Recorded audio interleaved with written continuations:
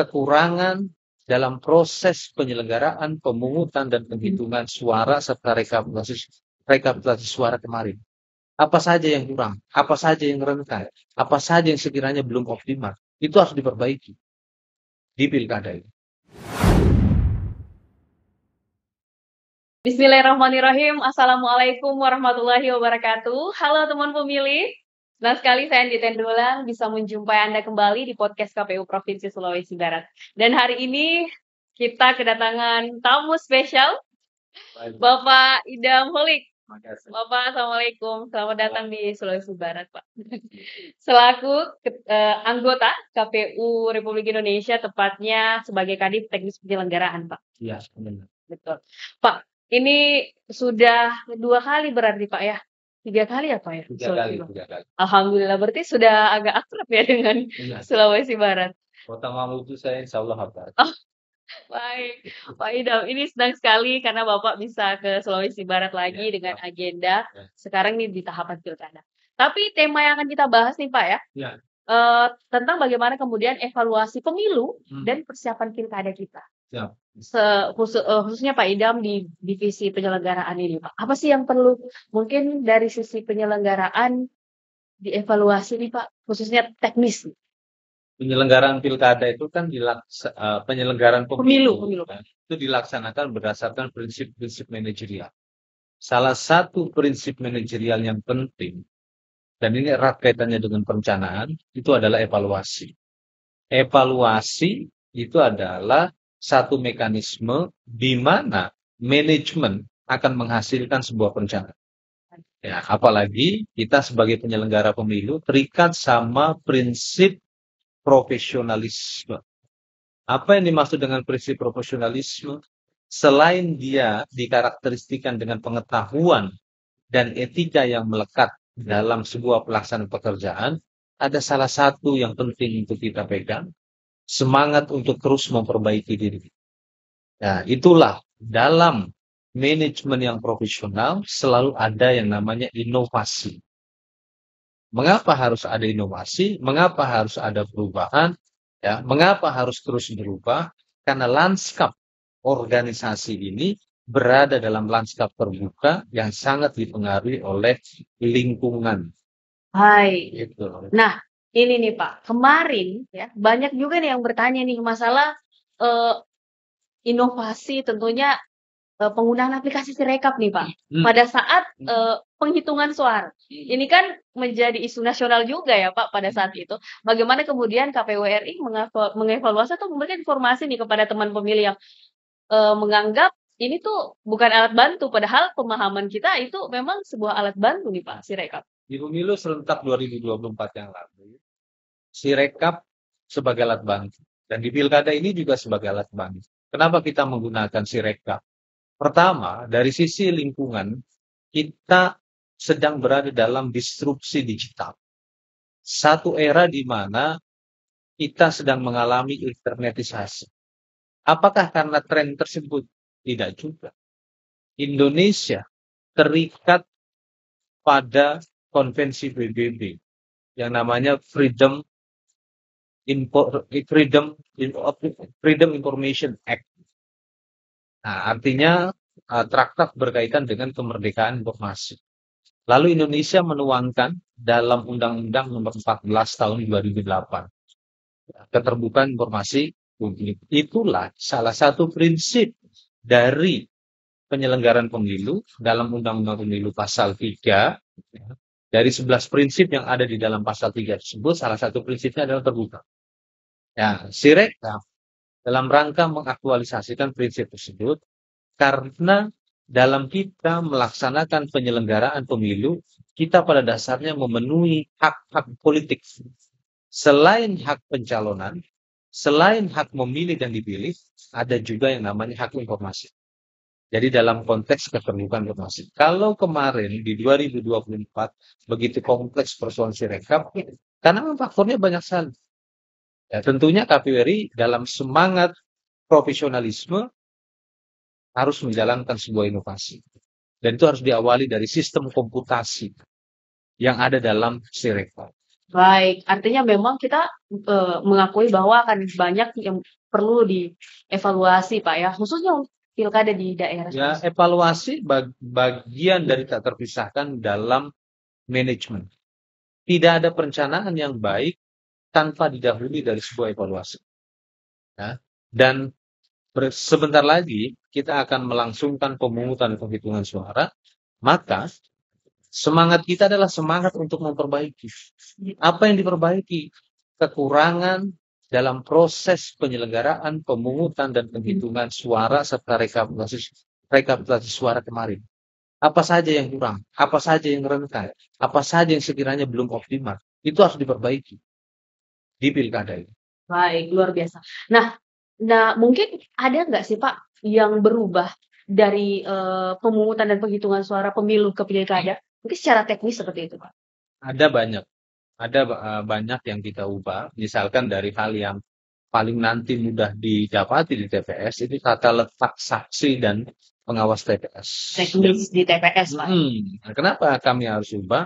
Karena ini konteksnya pertama keterbukaan, ya, agar saksi bisa mengetahui dengan baik siapa saja pemilih yang datang ke TPS. Ya, jangan sampai ada pemilih yang tidak tepat. Maksud saya pemilih yang tidak memenuhi persyaratan. Yang masuk ke TPS. Ya, karena dalam pilkada nanti pemilih yang bisa menggunakan hak pilihnya berdasarkan pasal 19 PKPU nomor 17 tahun 2024 harus memiliki harus memiliki KTP elektronik atau biodata kependudukan. Kalau pemilih nggak punya KTP elektronik atau nggak punya biodata kependudukan, maka nggak bisa menggunakan hak pilih. Syarat utama, Pak. Syarat utama. Itulah kenapa saksi harus menyaksikan ketika pemilih mendatangi meja ketua KPPS, betul nggak dia memiliki dokumen tersebut? Datanya lengkap nggak ya? Jangan sampai ada pemilih yang tidak berhak menggunakan hak pilih. Kalau itu terjadi, maka akan ada pemungutan suara ulang. Itu yang harus diantisipasi nih Pak. Baik teman pemilih, kita lanjutkan lagi. Tetap bersama kami di podcast KPU Provinsi Sulawesi Barat. Baik, terima kasih teman pemilih. Masih bersama kami di podcast KPU Provinsi Sulawesi Barat. Dan masih bersama dengan Bapak Idam Folik. Bapak ini menarik nih pembahasan kita terkait PSU. Kita, Sulbar, kemarin di pemilu itu ada PSU, Pak. Nah, ini nih yang menjadi pertanyaan. Karena memang ada PSU dan juga ada pemungutan suara lanjutan. Seperti itu kan dua hal yang berbeda. Namun, Pak, kita mengingat di Sulawesi Barat ini kita daerah yang lumayan terkadang kena bencana nih, Pak. Seperti apa nih? Ini banyak nih pertanyaan dari teman pemilih. Bagaimana dong kemudian tiba-tiba gempa dan lain-lain itu seperti apa nih, Pak? Nah, berkaitan dengan potensi bencana, maka kuncinya adalah mitigasi bencana. Dalam rapat koordinasi pada tanggal 16 November 2024 di Kota Tangerang Selatan, kami kumpulkan seluruh divisi teknis se-Indonesia. Itu kami sampaikan, menjelang hari pemungutan suara, kita harus melakukan langkah-langkah antisipasi atau langkah-langkah mitigatif. Hal apa yang harus dimitigasi? Ini persoalan potensi bencana. Karena bencana datangnya seringkali tidak bisa dihindari. Nah, tiba-tibalah misalnya ada tanah longsor, tiba-tiba ada yang namanya erupsi, tiba-tiba hujan deras mengakibatkan banjir. Ini kan satu kondisi di mana seringkali kita tidak bisa kendalikan. Nah, caranya gimana agar kita bisa melakukan mitigasi bencana? Diawali dari koordinasi atau konsolidasi. Kepada siapa? Kepada pemerintah daerah. Dalam hal ini Badan Penanggulangan Bencana Daerah. Nah, termasuk juga KPU Provinsi bisa melakukan koordinasi ke BMKG. Ya. BMKG memiliki data berkaitan dengan cuaca. BMKG sudah punya prediksi, misalnya kan dalam rentang waktu 7 hari ke depan. Ya, curah hujannya seperti apa? Ya, apakah rendah, apakah tinggi? Dan bahkan BMKG bisa memprediksi kapan terjadi hujan. Ya, walaupun di kita masih ada kepercayaan seseorang yang punya kekuatan magis ya, bisa mengusir hujan katanya. Oh, hujan berarti Pak ya? Ya, jadi situlah hujan ya. Ya, itu mungkin bagian dari kearifan lokal ya. Iya betul. Tapi kalau ada 1000 TPS, berarti Harus butuh 1000 pawang hujan Pak ya? itu jadi paham. Baik. Ya kan? Saya sih percaya dengan doa teman-teman penyelenggara pilkada ini, semuanya akan berjalan lancar, apalagi doanya ketua, saya lihat. Ketua Pak, ketua. Doanya nampak religius ya. Baik Pak. Pak, ini yang menarik juga nih, terkait fenomena calon tunggal Ya. dalam pilkada. Kami di Sulawesi Barat ada satu kabupaten yang memang calon tunggal. Ini pasca putusan MK ini seperti apa sih Pak? Pemahaman blank vote dan invalid vote dan lain-lain itu perlu dijelaskan nih teman pemilih ini Pak. Putusan Mahkamah Konstitusi yang dibacakan beberapa hari lalu berkaitan dengan judicial review terhadap pasal calon tunggal atau pilkada dengan satu pasangan calon itu berkaitan dengan format surat suara. Kalau sekarang ini kan format surat suaranya itu diatur dalam pasal 54C ayat 2 yang dimana kan, ada kolom kosong. 2 kolom berarti Pak ya? Kolom kosong tergantung nanti tata letaknya. Kalau misalkan pasangan calonnya dapat nomor lebih awal, berarti setelah itu. Kalau misalkan kotak kosongnya dapat nomor lebih awal, maka ya pokoknya tergantung pada sesuatu. Ada kolom kosong tak berapa. Ke depan di pilkada selanjutnya, surat suara untuk pilkada satu pasangan calon itu menggunakan metode plebiscit. Plebiscit itu nanti akan ada di dalam surat suara, ada foto pasangan calon, di bawahnya ada persetujuan. Setuju atau tidak setuju. Kalau sekarang ini kan, bagi yang setuju, ya tentunya mencoblos gitu Pak ya? Ya, bagi yang tidak setuju, itu nggak ada tulisannya. Kalau sekarang, desainnya. Karena memang undang-undangnya begitu. Nanti ke depan itu setuju nggak setuju. Berarti ada penambahan ini Pak ya? Iya. Persetujuan dari pemilih. Ada teks. Di kolom itu sama-sama kolomnya kosong. Ya. Ada teks setuju. Sebelahnya ada teks tidak setuju. Itu yang disebut dengan metode plebiscit. Di atasnya ada lambang foto pasangan calon. Baik, berarti jelas nanti. Tapi itu di pilkada selanjutnya berarti Pak, di 2029. Baik. Nah, selanjutnya nih Pak, tentang tantangan implementasi dari regulasi pemilu dan pilkada seperti apa nih Pak? Pak Idam melihat. Demokrasi yang baik itu demokrasi yang dibintai dengan literasi. Sehingga dalam studi perilaku pemilih, itu ada istilah yang disebut dengan well-informed voters, well-educated voters. Pemilih yang terinformasikan dengan baik, pemilih yang terdidik dengan baik. Kuncinya adalah literasi. Ya, bahkan nih, katanya demokrasi yang baik itu adalah knowledge-based democracy. Demokrasi berbasiskan pada pengetahuan. Kenapa pengetahuan menjadi satu prasyarat penting? Karena kebebasan yang etis dalam sebuah demokrasi, kebebasan yang dilandasi pada tindakan rasional. Tanpa pengetahuan, potensinya manusia akan keluar dari ranah tindakan rasionalitas.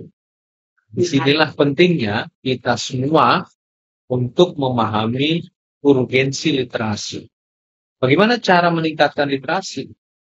Ada banyak metode. Apalagi sekarang dengan infrastruktur telekomunikasi yang sangat baik, hidup kita sudah tidak dibatasi ruang dan waktu. Berkirim pesan dari Mamuju ke Jakarta hanya hitungan detik. Sesingkat itu, Bu. Sesingkat itu.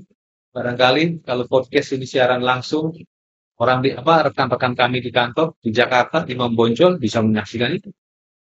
Atau para pemilih yang mengikuti podcast ini secara langsung bisa langsung berkomentar. Komunikasi kita sudah tidak dibatasi ruang dan waktu.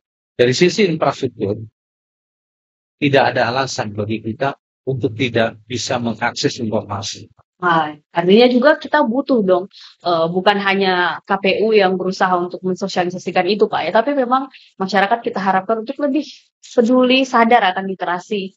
Gerakan literasi itu adalah gerakan kolaborasi.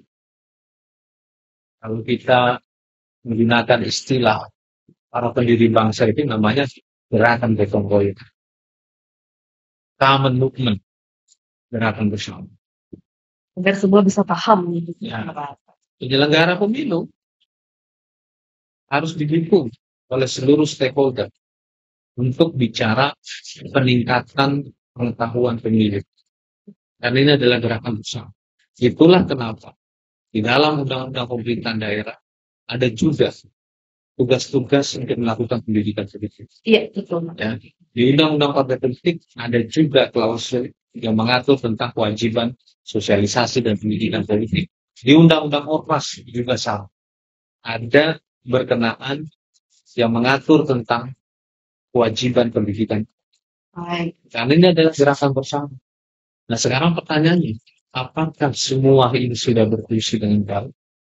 Ya, saya berharap dapat berfungsi dengan baik karena mencerdaskan kehidupan bangsa itu adalah amanah konstitusi yang ada di dalam konsep pembukaan undang-undang dasar. Jadi yang namanya literasi itu adalah amanah konstitusional. Dan bahkan dalam teologi yang saya ambil, literasi adalah doktrin pertama Tuhan. Itu ya. Dalam surat Al-Alaq, saya bilang seorang Muslim, bukan kebetulan, saya alhamdulillah seorang Muslim. Alhamdulillah saya juga, Pak. Seorang Muslim, doktrin ketuhanan pertama itu dalam Al-Quran, surat Al-Quran, surat Al-Alaq, Iqra. Masya Allah. Bismillahirrahmanirrahim. Nanti dua kata sebentar yang Melanjutkan. doktrin literasi. Wajib bergotong royong terhadap literasi ini, betul Pak. Baik, Pak Idam, kita akan jeda sebentar nanti. Kita akan kembali lagi setelah yang mau lewat ini. Jangan kemana-mana, tetap bersama kami di podcast KPU Provinsi Sulawesi Barat. Nah, ini nih teman pemilih kita yang pada hari Rabu 27 November 2024 tidak dapat mencoblos di tempat asalnya dan sudah terdaftar sebagai pemilih pada Pilkada Serentak 2024 dengan alasan sebagai berikut. 1. Menjalankan tugas di tempat lain saat hari pemungutan suara. 2. Menjalani rawat inap di fasilitas kesehatan dan keluarga yang mendampingi. 3. Menjadi tahanan di rumah tahanan atau lembaga pemasyarakatan atau terpidana yang menjalani hukuman penjara atau kurungan. 4. Tertimpa bencana alam. Ingat ya, layanan pemilih pindahan paling lambat 7 hari sebelum hari pemungutan suara tanggal 14 sampai 20 November 2024. Yuk silakan difoto dulu.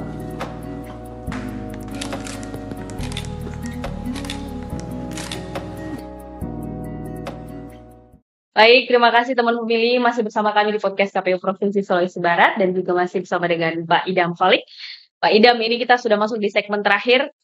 Perlu nih Pak untuk memberikan apa sih yang perlu disampaikan atau closing statement nih Pak untuk masyarakat Sulawesi Barat mengingat H-8 hari lagi kita ke TPS rame-rame Pak.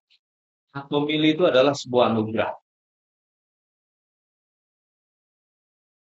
Hak sebuah anugerah yang diberikan Tuhan melalui konstitusi. Kalau sudah sebuah anugerah, maka itu harus disyukuri. Semua agama pasti mengajarkan kalau seorang hamba bersyukur, Tuhan sisi itu keyakinan saya. Saya seorang Muslim, kalau seorang bersyukur maka Tuhan akan tambahkan nikmat. Bagaimana bersyukur atas anugerah hak memilih dalam bingkai kebebasan bila datang ke TPS. Itu salah satu bentuk rasa syukur. Bisa dikatakan sebagai salah satu bentuk rasa syukur. Sebanyak negara-negara yang dimana rakyatnya berjuang menuntut demokrasi sebagai sebuah sistem. Kita jelas-jelas sudah demokrasi. Jelas dari 18 Agustus 1945 konsep kedaulatan rakyat itu menjadi konsep dalam konstitusi. Negara Republik Indonesia didirikan berdasarkan kedaulatan. Paragraf keempat Undang-Undang Dasar sudah bilang kedaulatan rakyat terimplementasi pada pemilu dan pilkada. Itulah kenapa pasal 1 ayat 1 dalam Undang-Undang Pilkada pilihan kepala daerah sebagai sarana kedaulatan. Jadi di TPS itulah rakyat benar-benar berdaulat. Ini adalah sebuah anugerah, ini adalah sebuah nikmat yang harus disyukuri. Cara mensyukurinya datang ke TPS, cara mensyukurinya kita mempelajari visi misi dan program serta profil kepemimpinan para calon, ya. Kenapa? Ini lagi-lagi konteksnya ikro, konteksnya literasi. Karena memilih pemimpin, betul, dalam konstitusi kita memilih adalah sebuah. Tapi saya sebagai seorang warga negara yang bersyukur negara ini sebagai negara demokrasi, menggunakan hak pilih, bahkan saya melihat sebagai our civic responsibility, sebagai kewajiban keluarga. Karena lewat mekanisme pemilu, lewat mekanisme pilkada, atau lewat mekanisme kita memberikan suara di TPS, kita melaksanakan tugas konstitusional sebagai warga negara. Berarti memang dari literasi yang terbangun nanti di masyarakat ini dapat membuat pemilih kita menjadi cerdas nih Pak. Nah, untuk bisa menentukan bahwa ini nih yang terbaik. Ini begini Pak, di masyarakat ini ada juga paham-paham yang menurut saya bisa sebagai parasut. Iya. Nanti terrepresentasi dengan tingkat kehadiran tinggi. Ada juga di antara mereka yang berpendapat, buat apa? Pilih katanya, nanti juga kalian dipilih lupa. Nah, sehingga berkembanglah anekdot satir yang mengkomparasikan antara pilkada dengan pilkada. Ini ada sebuah anekdot satir ya, saya nggak bermaksud bicara dalam tataran yang lain. Mbak pasti tahu bedanya apa itu. Ini persoalan lupa. Akhirnya pemikirannya masa bodoh akhirnya terbangun. Akhirnya mereka tidak sekedar permisif, tapi pesimis. Sinis. Inilah yang menjadi tantangan kita bersama. Ya, pandangan-pandangan yang tidak tepat dalam sebagian orang melihat bagaimana pilkada ini harus diluruskan. Itulah kewajiban kita bersama. Caranya apa? Menyampaikan informasi dengan baik, menyampaikan pengetahuan dengan benar. Itulah yang disebut dengan literasi. Mengapa saya katakan bahwa literasi elektoral merupakan sebuah gerakan bersama? Karena masih banyak masyarakat, menurut saya secara pribadi, masih membutuhkan pendidikan. Saya mengucapkan terima kasih pada rekan-rekan PU Provinsi Sulawesi Barat beserta rekan-rekan Kabupaten Kota yang telah melaksanakan pendidikan politik, pendidikan pemilih, pendidikan kepemiluan. Dan saya juga mengucapkan terima kasih kepada para stakeholder dengan penuh kesungguhan, dengan penuh dedikasi, lewat berbagai metode, lewat berbagai cara, telah mencerdaskan pemilih. Nah inilah cara kita merawat demokrasi dengan cara menjalankan konstitusi.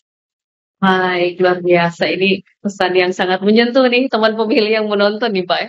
Artinya memang semua pemilih memang dibutuhkan kerjasama gotong royong agar mampu menjadi pemilih yang mandiri dan dapat menentukan sikap.